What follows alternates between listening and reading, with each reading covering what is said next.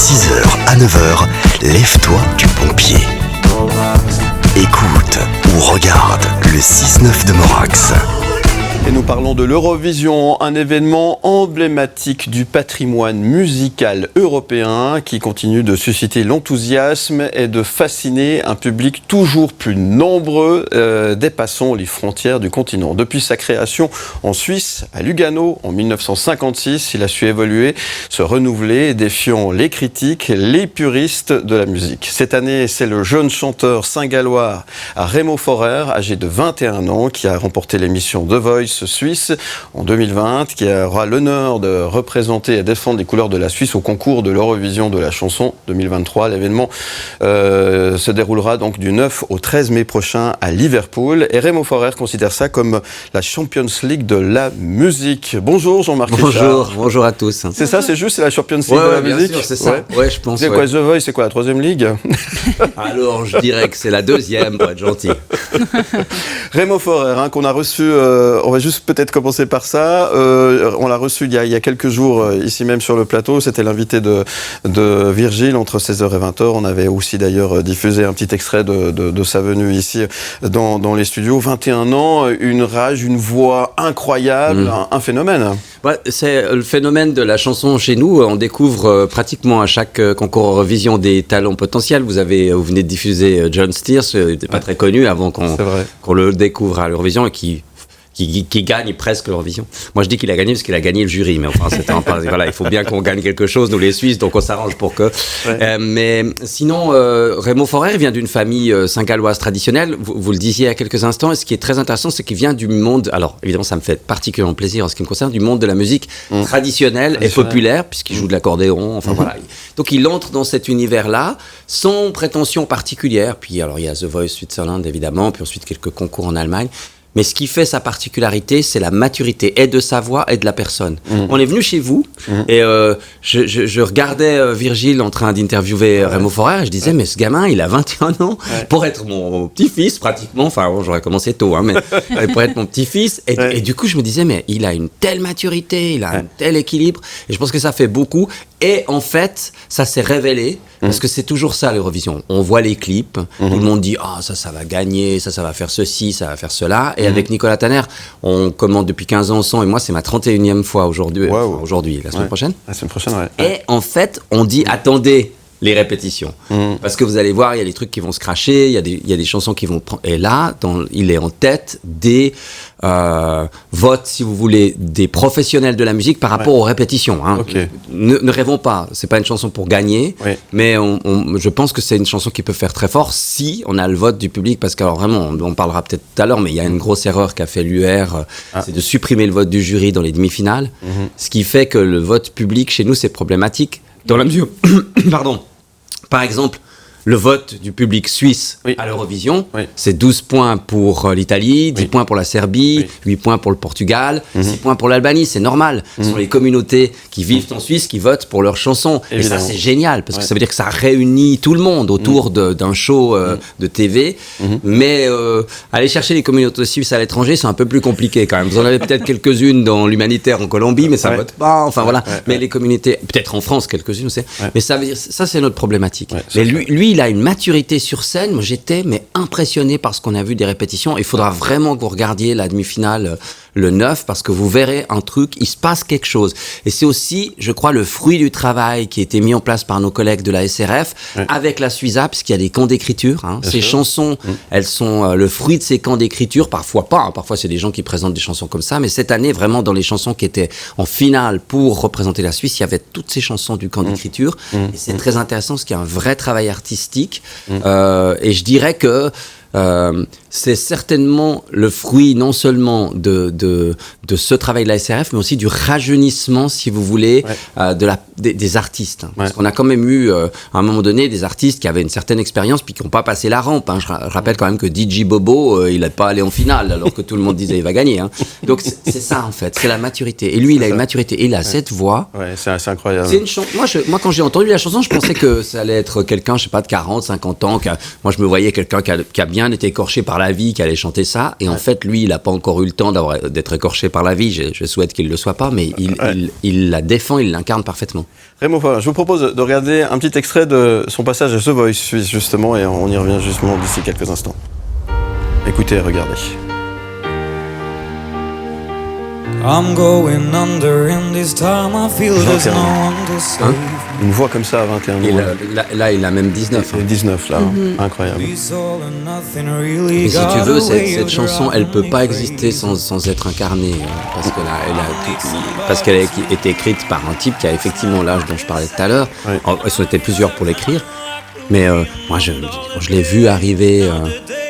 Je le connaissais pas, j'avais pas regardé The Voice Switzerland, et quand je l'ai vu arriver sur scène pour la sélection, c'est ça. Avec Nicolas, on a dit un gamin et en fait tout de suite c'est pris quoi. Ouais.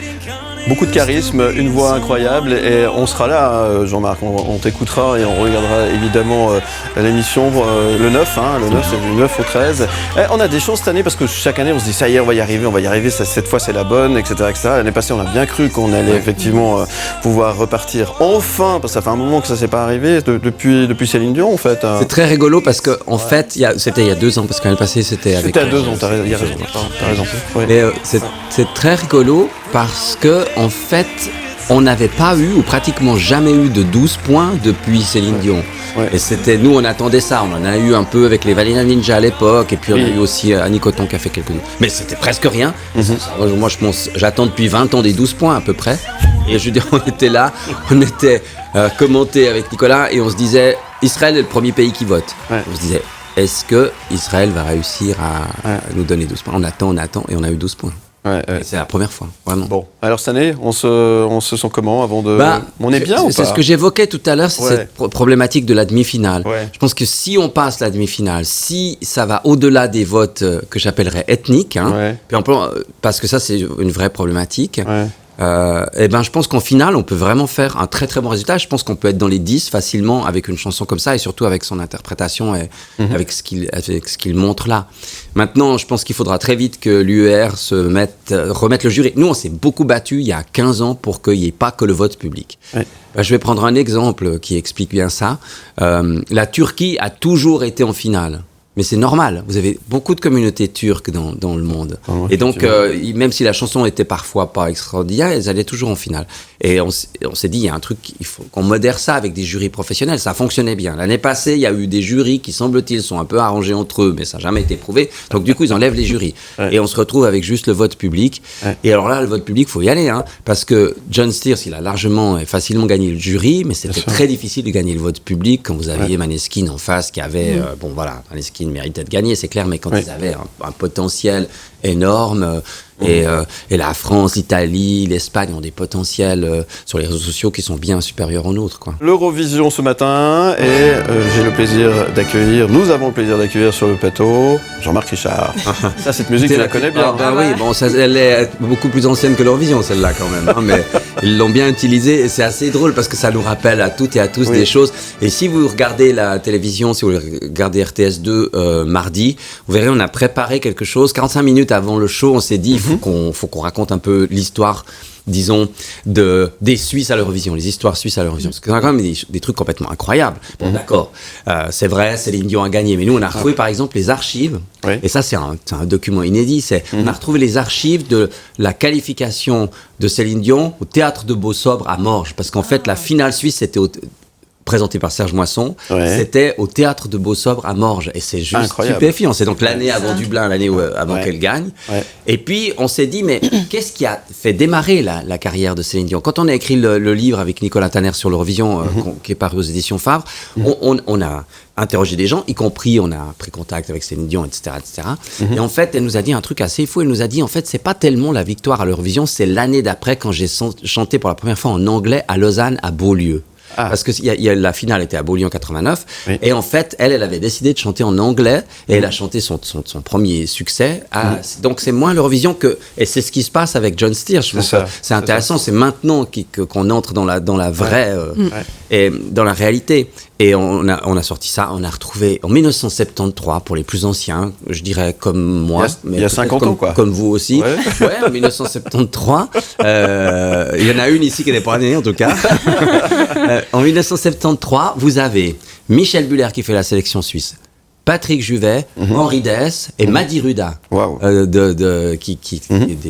avec Alain Morisot. Et cette année-là, vous avez Patrick Juvet qui va chanter « Je vais me marier Marie », mais en fait, on se rend compte, avec ces archives qu'on découvre, on se rend compte petit à petit qu'en fait, l'histoire de la chanson suisse, ou des chansons suisses, passe très souvent par l'Eurovision. Très souvent. C'est-à-dire, pas toujours par la finale internationale, mais par le fait qu'on présente une chanson et on se dit, voilà, on va écrire une chanson. Et il faut voir, 73, c'est de la chanson française, c'est de la chanson à texte. C'est ça. Et Henri Dess était là. Bon, il avait déjà représenté la Suisse. Hein. Il a quand même battu Julio Iglesias en finale internationale, Henri Dess, quand même, à l'époque. Mais ça veut dire qu'il se passe quelque chose autour. Et c'était pour ça que je trouve, nous, on a préparé ce document-là avec Nicolas Tanner. On s'est beaucoup amusé en se disant qu'est-ce qu'on va chercher comme archive. Et plutôt que d'aller chercher, on a aussi pris les échecs. Hein. C'est-à-dire DJ Bobo. Parce qu'il faut quand même revenir sur ça. On part avec DJ Bobo, tout le monde dit on va gagner. Et DJ Bobo arrive sur scène. Et on se dit mais c'est quoi? Et alors nous, je dois dire, et vous l'entendrez, et là vous allez pouvoir rire, parce que nous, on a dit dans le commentaire, on dit c'est génial, etc., etc. Parce que bon, voilà, on avait vraiment ce sentiment-là. Puis après, le lendemain, quand on n'a pas été qualifié, on a regardé le truc et on s'est dit, mais même nous, on s'est fait avoir complètement. C'était absolument impassable. Puis on a aussi, et puis l'Armée du Salut, vous savez, l'Armée du Salut, qui pouvait plus s'appeler l'Armée du Salut après. Et on a retrouvé les images de la finale suisse où ils sont avec la casquette de l'Armée du Salut. Eux, ils étaient clairs dans leurs intentions. Et moi, je trouve ça très respectable. Et après, l'Eurovision a dit non, parce que ça, c'est vous faites de la promotion religieuse et compagnie. Donc, voilà, on a raconté ça. Et je trouve que pour chacune et chacun d'entre nous, l'Eurovision, ça raconte un truc. Il y a tous ceux qui étaient... Mais c'est un peu comme, si vous voulez, ceux qui étaient à la Dolce Vita et qui ont vu les Red Hot Chili Peppers. Quand ils ont joué à la Dolce Vita, moi, j'ai l'impression, je pense qu'il y avait 50 000 personnes à la Dolce Vita quand il y a eu les Red Hot Chili Peppers, alors qu'il y avait 600 personnes, peut-être maximum, mais tout le monde les a vus. Donc, c'est ça, c'est ABBA, par exemple, tout le monde se souvient, ou Tichin, ou tous ces années-là pour les années 70. On a tous un souvenir avec l'Eurovision. Puis on a eu ces années totalement ringardes, et qui étaient des années qui m'ont beaucoup inquiété. J'y étais, j'étais là dans les années, fin des années 80, après le concours à Lausanne, et puis les années 90. Et là, c'est la communauté homosexuelle qui a sauvé le concours. Parce que, si vous voulez, il y avait un côté... Ça leur plaisait à fond. Et plutôt que juste être intéressés par ce qui se passait, ils se sont investis dans ce concours. Et ils l'ont vraiment sauvé. Et pendant les années 90, c'était extraordinaire de voir cette communauté, parce qu'il y avait une vraie liberté. C'est-à-dire qu'à l'Eurovision, on pouvait... Il faut quand même se souvenir que fin des années 80, début des années 90, c'était... hyper pas simple de dire je suis homosexuel.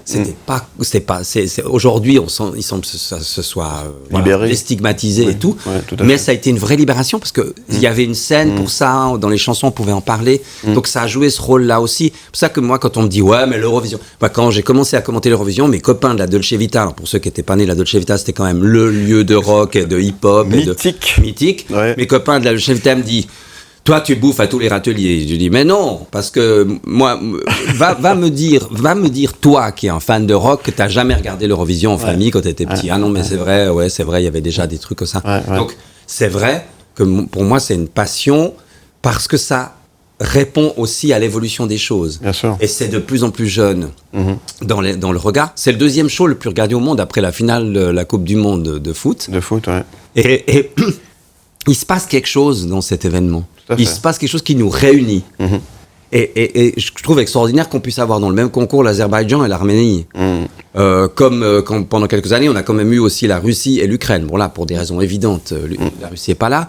Et ce concours autour de l'Ukraine, par exemple l'année passée, la victoire de l'Ukraine, c'est clairement affiché comme tel par les gens qui votent. Nous, on est solidaires avec l'Ukraine. Parce que cette chanson, elle n'avait pas de raison particulière de gagner. Elle était sympa. Kalouche, c'est des rappeurs. Puis ils ont fait un truc entre tradition et modernité.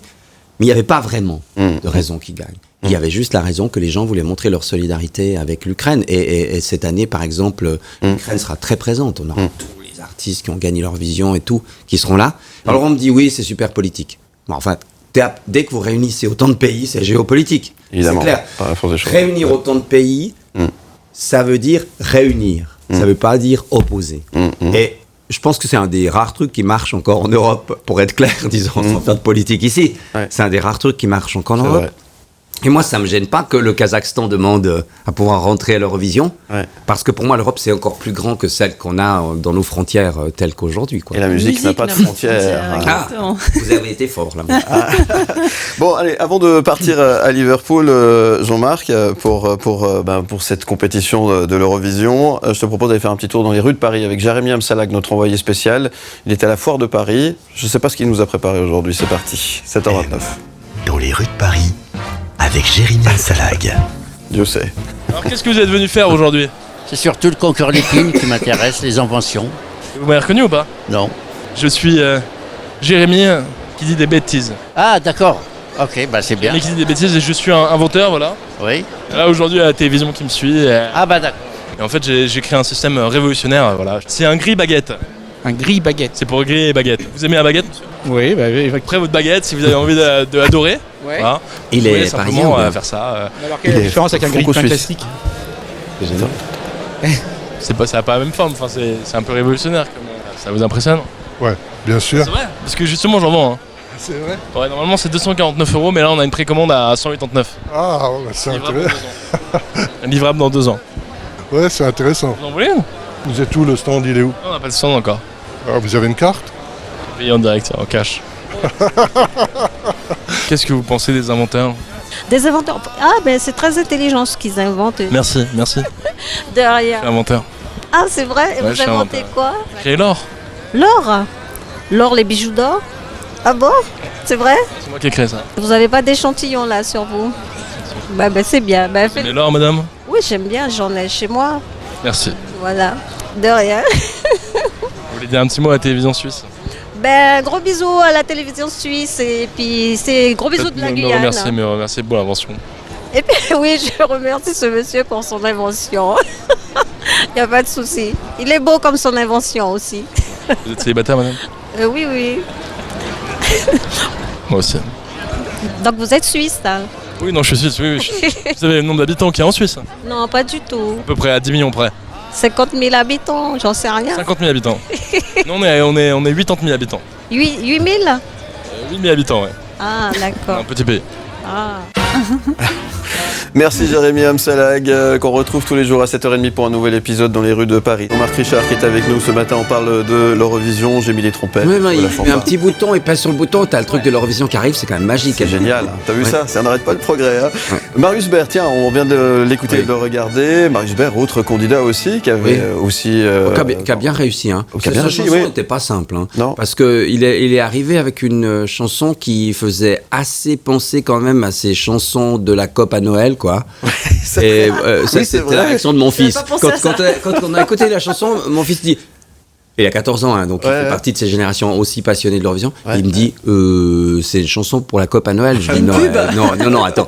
Et en fait, dans le fond, quand on l'écoute la première fois, c'est la réaction qu'on a. Mais après, quand on l'écoute vraiment, il y avait quelque chose. Et puis, il y a quelque chose chez lui. Ouais, ouais. Et c'est pas un hasard qu'il ait fait autant de points dans le jury, justement. Lui, Ouais, ouais. il a eu plus de problèmes avec le public parce que c'est pas tellement une chanson accrocheuse pour le Effectivement. public. Ouais, ouais. Il a fait beaucoup de points. On était dans les 10 avec le jury, hein, quand Ouais. même.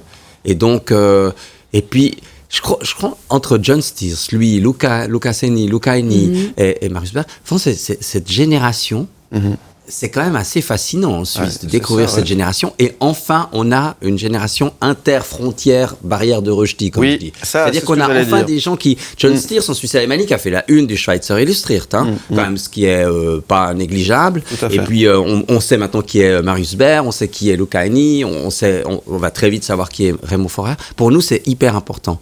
Et vous avez remarqué que, alors qu'il n'y a pas la règle, hein, Ouais. c'est-à-dire que on peut très bien ne pas être suisse et représenter la Suisse à l'Eurovision. CF, Céline Dion, hein, quand même. Et bien, depuis quelques années, ce sont des Suisses. Alors c'est le hasard qui fait, enfin le hasard, la sélection, le jury qui écoute les chansons, qui regarde aussi les prestations, puisqu'ils viennent faire des prestations devant caméra pour les 20 derniers ou les 30 derniers qui ont été sélectionnés. Donc il y a vraiment un truc qui se passe chez nous dans cette génération. Ouais, c'est une très très bonne chose et c'est bon pour la scène helvétique qui est effectivement très qualitative, tu diras pas le contraire. Là, on reçoit aussi énormément de choses. Il y a des très très bonnes choses et ça fait plaisir parce qu'on est très fiers. Là, c'est un peu du chauvinisme, mais ça fait plaisir. Il faut le faire, il faut défendre, effectivement. Jean-Marc, on a reçu pas mal de questions sur notre numéro WhatsApp 079 121 9000. C'est Elsa qui les a sélectionnées pour toi ce matin. On commence avec la première question. Oui. Rami, est-ce qu'il y a selon vous un ou une artiste à suivre cette année ? À part alors c'est une très bonne question. Est-ce qu'on pourrait dire, est-ce qu'il y a une ou un artiste à suivre par rapport au fait que la chanson pourrait gagner ou pas ? Moi, je dis, regardez ce que fait la Finlande. C'est assez stupéfiant. C'est un artiste, c'est un rappeur. On fait un truc complètement délirant, mais qui est musicalement hyper génial. Et puis qui risque bien de créer la surprise et peut-être même de gagner ce concours. Mais regardez ce que fait la Finlande, c'est très intéressant. J'étais aussi assez étonné, moi j'aime pas trop, mais la chanson israélienne, en fait c'est 4 chansons. On dit à un moment donné, moi j'ai déjà de la peine quand il faut suivre une seule chanson, mais quand il y en a 4, mais c'est intéressant aussi, je trouve. Et puis, je dirais qu'il faut regarder le concours, les demi-finales pour vraiment se faire un avis. C'est-à-dire pas aller trop à l'avance, regarder les vidéos comme ça ou aller sur TikTok parce qu'il y a des extraits de choses et puis il y a des artistes. Moi, je pense, regarder la Finlande. Évidemment, il y a la Suède avec Loreen qui a quand même gagné avec Euphoria, mais peut-être que les gens seront un petit peu déçus. Moi, je dirais, c'est l'artiste à découvrir, voilà, le Finlandais, je crois. Et là, les pays du Nord font très fort. Ils ont eu un passage à vide, mais entre la Suède, la Norvège, la Finlande, ils font vraiment très fort cette année. Autre question arrivée sur notre numéro WhatsApp. David, quel est le pays qui a remporté le plus l'Eurovision ? L'Irlande. L'Irlande. Mais si la Suède gagne cette année, ils vont être à égalité avec l'Irlande. D'accord. C'est l'Irlande, mais alors ça fait des années qu'ils n'ont pas gagné l'Eurovision et ils vont pas la gagner cette année, à mon avis. Mais et nous, on va gagner ou pas une fois là ? Ça fait un moment qu'on a... Moi, j'aimerais bien qu'on gagne. Ça fait 31 ans que j'attends qu'on gagne. Bon, on a quand même eu l'événement John Steers qui a gagné le jury. Oui. Parce que c'est quand même pas simple de gagner le jury. Il l'a gagné devant la France quand même, et devant des pays qui étaient venus avec du lourd, comme on dit. Et je pense qu'un jour on peut. Parce que je pense qu'il n'y a pas non plus 200 000 Finlandais à l'extérieur dans les communautés. Et donc, je pense qu'un jour, on peut gagner l'Eurovision. Je pense. On l'a gagné combien de fois ? En tout 3 fois. On a gagné deux fois. Deux fois avec Céline Dion et puis Lissacia en 1956. Et Lissacia, effectivement. Mais c'est très vieux, ça c'était à Lugano. Lissacia, c'est 56. C'est la première année. Donc la Suisse organise. Parce qu'il faut quand même rappeler que la Suisse est à l'origine du concours Eurovision. C'est Marcel Besançon, c'est les prémices de l'UR. On cherche quelque chose qui peut réunir autour du spectacle, du divertissement. Puis certains ont dit, c'est une copie de San Remo. Non, pas du tout. Vraiment, les gens de l'UR avaient vraiment envie d'avoir quelque chose qui réunisse et autour de la chanson. Et c'est né en Suisse avec Marcel Besançon, ici, même à Lausanne. Marcel, il était vaudois. Et puis, après, ça s'organise à Lugano. On gagne la première édition. C'était bien parti. Il y a moins de pays, quand même. Maintenant, il y en a 37. Là, il devait y en avoir une dizaine. Donc, un peu moins. Mais quand même, on gagne avec Lissacia. Et c'est quand même Émile Gardage et Ovumar qui ont écrit cette chanson en 1956. Effectivement. Là, ça serait bien qu'on gagne quand même avec un Suisse en plus qui représente le pays. Ça serait bien. Oui, ça serait je vais me présenter l'année prochaine. Alors, dans ce cas... Pourquoi pas si tu veux. Une Suissesse, parce que ça fait longtemps qu'on n'a pas eu de femme. Et c'est ça aussi. De la... Effectivement. Allez, autre question. Alors, Julie, j'ai l'impression que les votes se font de manière politique ou de voisinage par rapport au pays ces dernières années. Qu'en pensez-vous ? Tu l'entends souvent, ça. Oui, c'est une très bonne question. Parce qu'en fait, il y a deux phénomènes. D'abord, il faut savoir qu'il y a 50-50. C'est-à-dire qu'il y a 50% jury, 50% public. Et cette année, il y aura encore un vote pour des réseaux sociaux. C'est-à-dire que même Internet, si on est en Australie, ou de toute façon, l'Australie vote, mais, parce qu'ils sont dans l'Europe pour cette occasion. Les Australiens sont européens, bonjour. Mais il y aura encore un vote sur les réseaux, par Internet. Donc, mais c'est 50-50. Donc, le 50% jury, non. Globalement, non. C'est très rare. Je crois qu'il y a encore les Chypriotes qui donnent 12 points aux Grecs et les Grecs qui donnent 12 points aux Chypriotes. Mais sinon, au niveau public, c'est parfois les pays d'à côté, mais nous, on vote pas tellement pour la France, vous voyez, par exemple. Et les Français votent pas du tout pour nous. Et les Belges non plus votent pas pour la France. Donc, c'est plus le phénomène que j'expliquais tout à l'heure des communautés à l'intérieur d'un pays. Moi, je trouve que c'est extraordinaire. Quand on donne 12 points ici en Suisse, le public, pas le jury, parce que c'est différent le jury. Parce qu'il y a d'autres critères que le public. 12 points à la Serbie, 10 points à l'Albanie, 8 points. C'est les communautés qui s'intègrent et qui participent à ce concours à leur façon. Donc je pense que c'est plus ça.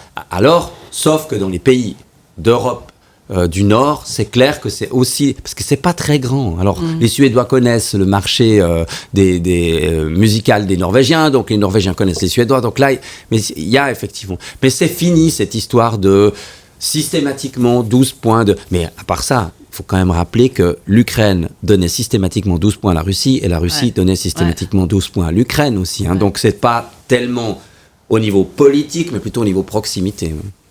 Sophie, est-il vrai que certains artistes sont très capricieux et font les divas ? Bon, la française cette année, par exemple. C'est vrai qu'on entend Sophie pas veut mal peut-être parler parler de ça. Ouais, c'est rare. C'est rare. Moi, je trouve que il y a certains pays. Bonjour, amis français. Il y a certains pays où il y a beaucoup de caprices et où ils jouent pas mal les stars. Mais franchement, ça va. Chez nous, pas. Ça, depuis des années, non. Mais oui, il y a des pays où ils sont un petit peu capricieux. Il y a certains pays où les artistes sont tellement des stars dans leur pays qu'ils oublient que quand ils arrivent à l'Eurovision, ils sont pratiquement inconnus, quoi. Mais je dirais que il y a quelques années, les Britanniques étaient assez comme ça capricieux, puis ils ont tellement fait de mauvais résultats qu'ils ont arrêté d'être capricieux. Donc, du coup... non, c'est les artistes, ça, comme dans le milieu de la musique, je pense que dans le monde de la musique en général. Mais c'est vrai que cette année, moi, ça m'a assez choqué quand même. Je veux dire, voilà, tout le monde fait des pré-parties, tout le monde bosse. Et puis tout à coup, vous avez une chanteuse qui dit non, moi je peux plus, je peux comprendre. Mais qu'on mette en exergue ça, mais qu'on lui fiche la paix. Si elle est fragile, si elle est ultra sensible, qu'on lui fiche la paix, voilà. Nous accueillons ce matin, je vous rappelle, Jean-Marc Richard. Merci d'être là, Jean-Marc Richard. Si vous avez une fanfare, vous pouvez me demander. C'est le gars avec le kiosque à musique? Ouais, c'est ça, avec le kiosque à musique. En tout cas, merci d'être là, Jean-Marc. La semaine prochaine, il y a du boulot et du pain sur la planche. Destination Liverpool pour cet événement du 9 au 13. C'est beaucoup de travail. Ça, on a tendance à l'oublier. On a l'impression que c'est presque des vacances de partir quelques jours comme ça. Non, c'est de loin pas je des vacances. Je partirai pas en vacances pour commenter l'Eurovision, mais c'est du travail, c'est de la passion. Oui, c'est extraordinaire l'histoire de notre rencontre avec Nicolas Tanner. Nicolas, il est directeur pour la Suisse romande d'Emirates. Donc il n'a rien à voir avec l'Eurovision. C'est un passionné absolu du concours Eurovision de la chanson. Et on bosse, mais quand on commence à bosser, c'est pratiquement déjà au mois d'octobre ou au mois de novembre qui précède. Et puis lui, il va chercher des choses. On a une page Facebook qui s'appelle Les Échos de l'Eurosong, ou #Eurosong.ch. Et lui, il alimente ça, on vit ça. On a aussi Jessica qui bosse avec nous pour tout ce qui est les vidéos, etc. Donc, on est dedans complètement. On se fait des week-ends à écouter des trucs, à regarder des trucs avec nos familles et tout. C'est assez fantastique, ça. C'est vraiment cet univers. Mais à partir du moment où on arrive à l'Eurovision, là, évidemment, moi, après 31 ans d'expérience, je sais tous les pièges. C'est-à-dire qu'il faut qu'on soit vraiment dedans. Et puis, il faut qu'on est dans le divertissement.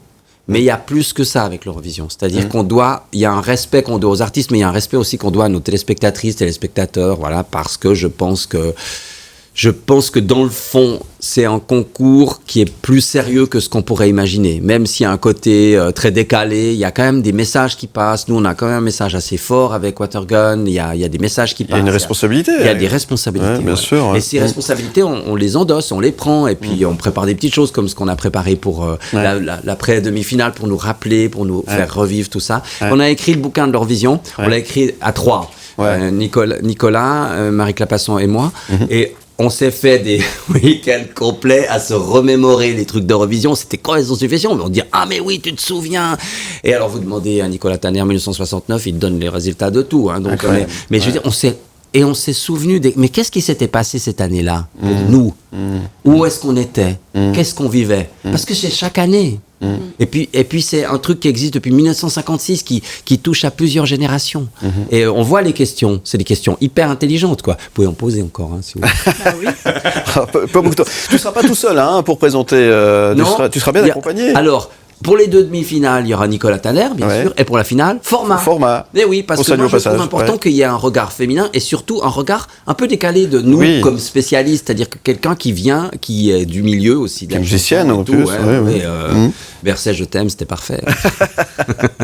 Donc voilà, donc c'est à ne pas manquer, c'est la semaine prochaine, du 9 au 13. On a encore reçu quelques questions, on va aller très rapidement parce que... Je vais répondre très vite. Voilà. On y va, alors. Tu connais les impératifs horaires, comment ça va Jonas, je me méfie quand vous dites Jonas, parce que si c'est le nôtre, il va me chauffer. Non, je pense pas.